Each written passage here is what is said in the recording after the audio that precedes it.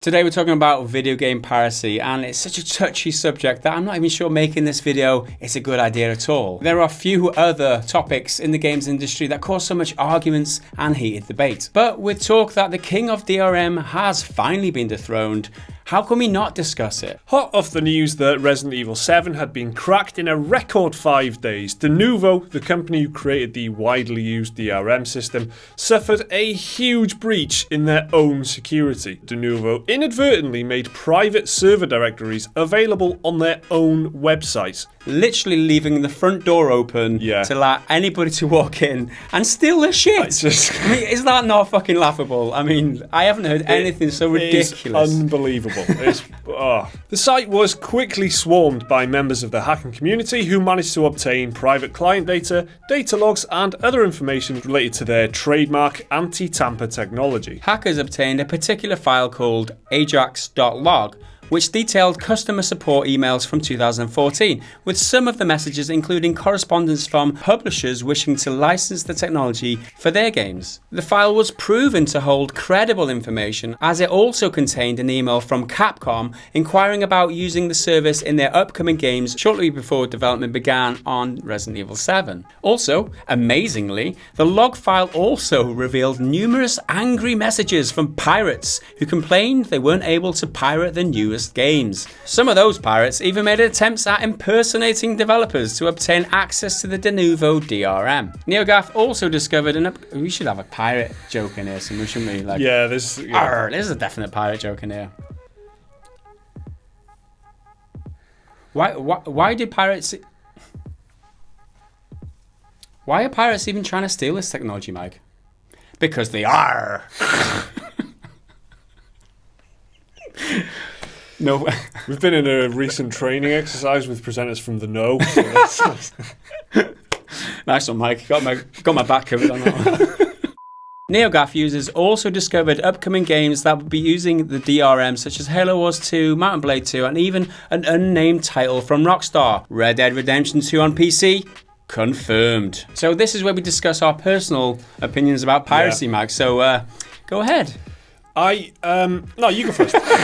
Piracy shit. Stop stealing games, you motherfuckers. Yeah. I mean, I said to myself, we will not put our personal opinions, but fuck it. Like, stop stealing games. We don't need Denuvo in the first place. We wouldn't need DRM. Personally speaking, neither of us pirates, so we're like sitting in the slow lane in a traffic jam. The pirates are like just bombing past us in the fast lane. Well, that's great for them. We don't see any benefit from us and kind of no justification. Well, speaking for myself anyway, I can't see any real justification. You can try before you buy kind of thing. Yeah, it's maybe like the strongest argument in favour of piracy, but nothing else comes anywhere close to that if you ask me. When it's an old game or something, when it's like a game that's no longer on sale, there's no other way to buy it, I guess, you could go ahead, download it. It's impossible to buy it and give any money back to the developers. In every other case, even when it is a big, shitty company like Ubisoft or like Square Enix or Konami, for God's sakes, they still have paid for that game, they've made it, they've invested in it, and there's a lot of designers and developers and artists who've put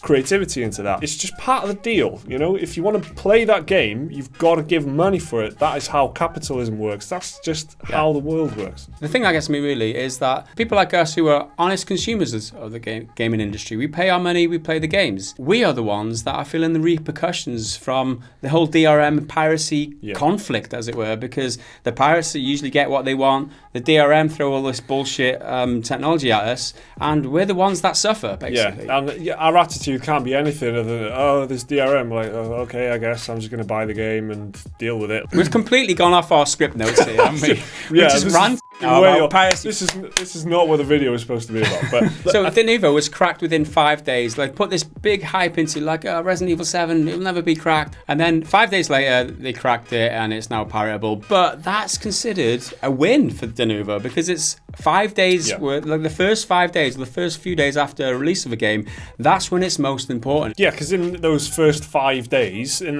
that first week, that's when all the sales, the majority of sales are made. So if they can protect their game for that short length of time, when the buzz and the marketing and everything is at its peak and everyone's talking about it on the internet, that is the peak of when everyone wants to play this game, including people who pirate it. Once it's cracked, I mean, they'll just take Denuvo out of the game a lot of the time, and it's served its purpose. It's not been a failure once it's been cracked. It's done its job. It is laughable, the fact that this type of breach has been allowed to happen. Yeah. They literally left the front door open and hackers walked in. It's laughable. I mean, it's a PR nightmare for Denuvo, isn't it? Oh man, yeah. They've been putting this argument forward that, you know, it's not, we never said it was uncrackable, we said it was hard to crack, which would result in that protected kind of first few days of a game going on sale.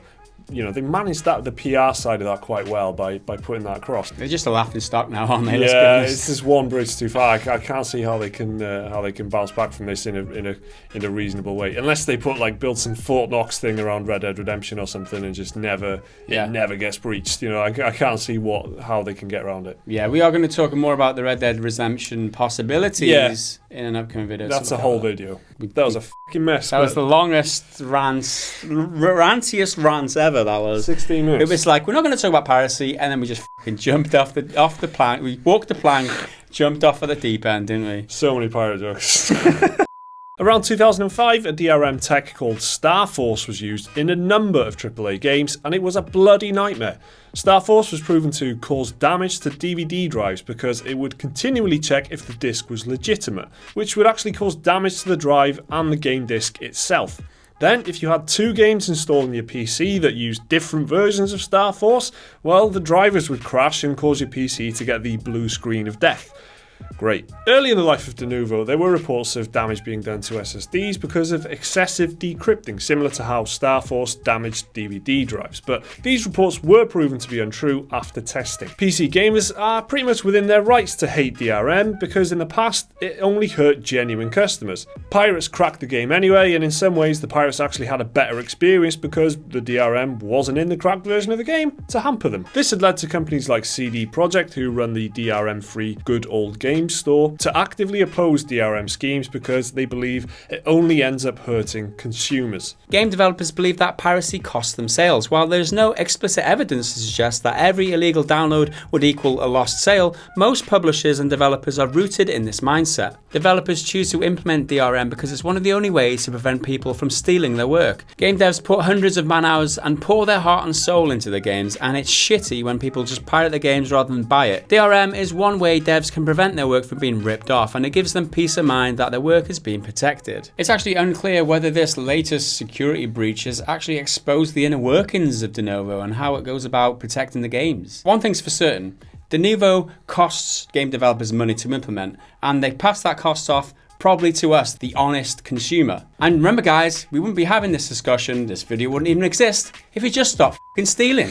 So that's about it for today guys. Do you think Denuvo is dead and buried, or have we not seen the last of it yet? Let us know down in the comments. Remember to check out more of our content right here. Do leave a like and subscribe if you enjoyed this video.